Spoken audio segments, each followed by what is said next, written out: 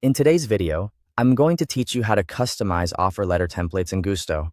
To get started, sign into your Gusto admin account.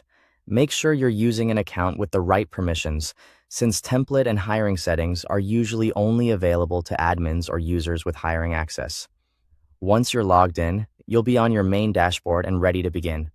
From there, look to the left-hand sidebar and click People. This is where Gusto keeps your team and hiring-related options organized. After opening the People section, click Add Person to begin the hiring process. Even though we're focusing on customizing an offer letter template, this step is important because template setup happens within the flow of creating a new hire. As you move through the hiring process, navigate to the offer step. This is the section where you'll be able to choose how the offer letter is created and what information it includes. In the offer letter template area, you can either select an existing template if you already have one that's close to what you need, or choose Create New Offer Template if you want to build a customized version from scratch. Next, enter a template title.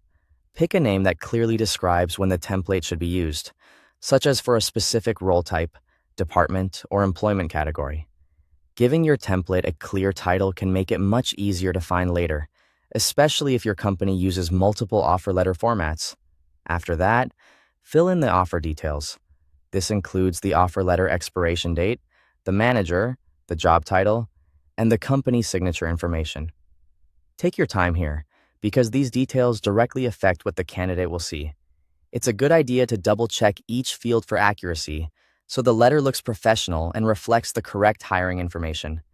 Once everything is entered, review the offer letter preview carefully to confirm the template looks correct. This preview helps you catch formatting issues, missing information, or anything that doesn't read the way you expect. Reading through the preview before moving on can save time and prevent the need for corrections later. When you're satisfied with the template, continue with the hiring process or send the offer letter to the candidate, depending on where you are in your workflow. This allows you to either keep progressing through the setup or move forward with delivering the offer. Thanks for watching.